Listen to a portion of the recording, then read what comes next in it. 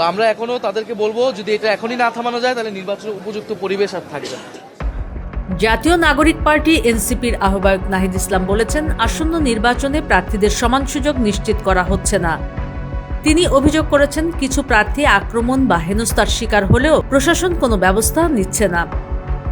এর ফলে নির্বাচনী মাঠে লেভেল প্লেয়িং ফিল্ড নিশ্চিত হচ্ছে না। বুধবার বিকেলে রাজধানীর বাড্ডা এলাকায় নির্বাচনী প্রচার শেষে সাংবাদিকদের সাথে আলাপকালে নাহিদ ইসলাম বলেন, যখন একজন প্রার্থীকে আক্রমণ করা হয়, হেনস্থা করা হয় বা তার সমর্থক কর্মীদের বাধা দেওয়া হয়, প্রশাসন কোনো ব্যবস্থা না নিলে তখন এটাকে লেভেল প্লেয়িং ফিল্ড বলতে পারি না। এরপর তিনি স্থানীয়দের সঙ্গে গণসংযোগ করেন এবং শাপলা কলি প্রতীকে ভোট ও একই সাথে গণভোটে হ্যাঁয়ের পক্ষে সমর্থন চান।